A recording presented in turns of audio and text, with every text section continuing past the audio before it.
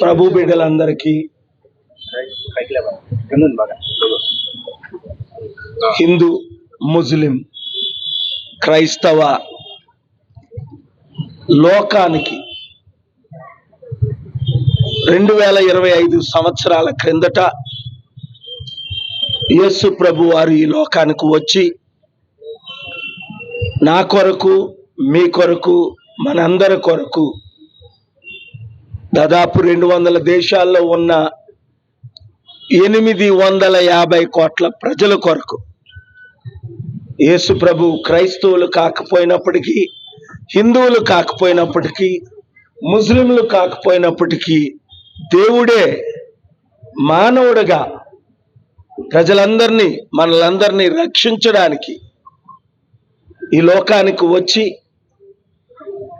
33.5 సంవత్సరాలు జీవించి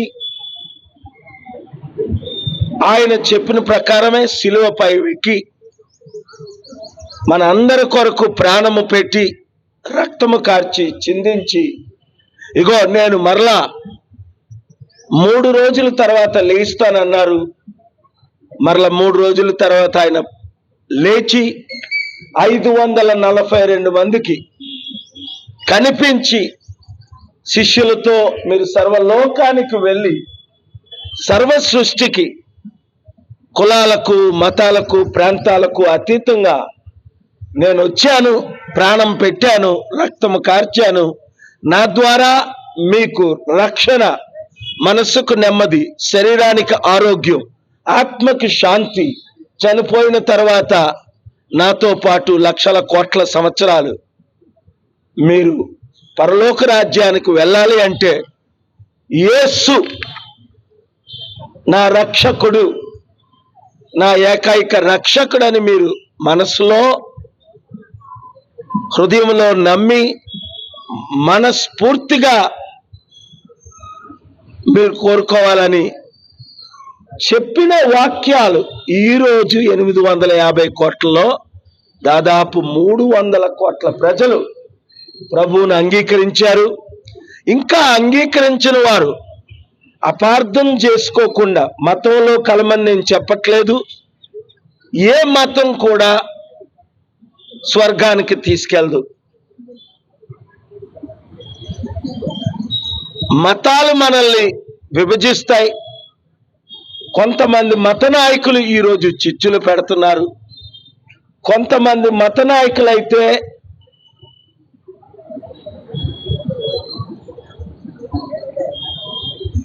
నిన్ను చంపుతావు, నిన్ను 4 కోసేస్తావని ప్రవీణ్ లాంటి వాళ్ళు జడిపించినప్పటికీ ఆ పాస్టర్ ప్రవీణ్ ప్రాణానికి తెగించి ప్రభు వాక్యాలు ఆయన చెప్పారు. అయితే ఎవరిని దూషించకుండా అపోస్తలుడైన పౌలు అంటాడు, వారిని మీరు దూషించకండి, వారి దేవతలను దూషించకండి, అందరూ శాంతిగా ఉండండి. ఆ శాంతి మెసేజ్ ఇవ్వడానికే ఈరోజు, నిన్న నన్ను హైదరాబాద్లో ఇక్కడ కూడి ఉన్న బిడలు, అయ్యా మేము 200 మంది నాయకులు, హిందూ, ముస్లిం, క్రిస్టియన్స్ వస్తున్నాం, మీరు రండి అంటే, గుడ్ ఫ్రైడే దినం కంటే మంచి దినం ఏది? యేసు ప్రభు చనిపోయిన దినం కంటే మంచి దినం ఏది?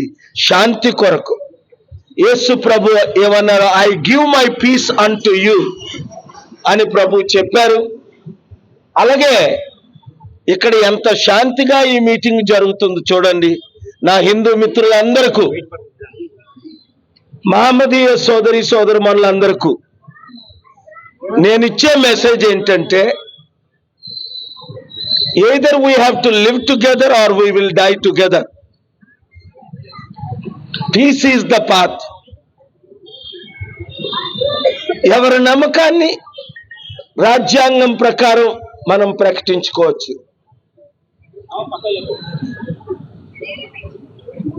అనేకులకు రాజకీయ పార్టీలు ఎలాగున్నాయో, మతాలు ఎలాగున్నాయో, నమ్మకాలు అలాగే ఉన్నాయి. మన దేశ కాన్స్టిట్యూషన్ ప్రకారం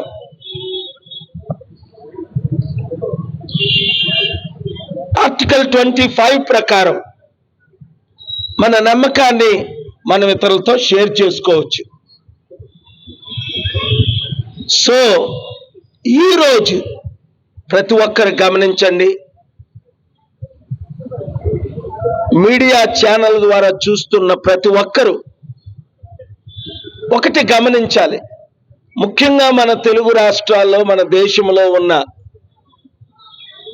శాంతి భద్రతలను భంగం చేయడానికి కొంతమంది రాడికల్స్, రిలీజియస్ లీడర్స్ ఈ మధ్యని పిలుపునిస్తున్నారు. దాన్ని నేను తీవ్రంగా ఖండిస్తున్నాను. మనం అందరము ఒక నాస్తికుడు అయినప్పటికీ గద్దరన్న చనిపోయినంత వరకు మన ఆఫీస్కి వచ్చి, అన్నా మీరైతేనే శాంతి దూత, నేను నాస్తికుడిని, నేను దేవుణ్ణి నమ్మను, కానీ మీరే దేవుడని నమ్ముతున్నాను, మీ ద్వారే ఆ దేవుని వాక్యం చివరికి ఆయన యేసు ప్రభువును కూడా హృదయంలో చేర్చుకున్నారు. So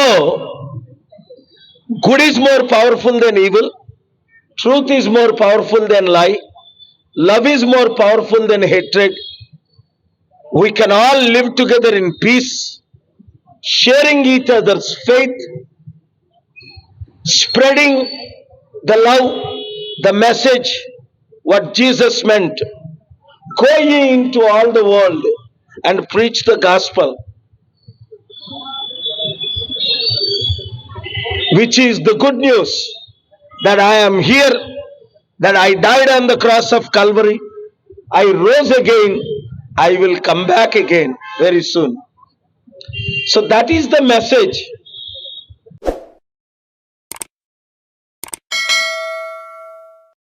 Hi friends, thank you for watching this video. ఈ వీడియో గనుక మీకు నచ్చినట్లయితే దయచేసి లైక్ చేయండి, షేర్ చేయండి. ముఖ్యంగా మా ఛానల్ 24/7 న్యూస్ టీవీని సబ్స్క్రైబ్ చేసుకోండి.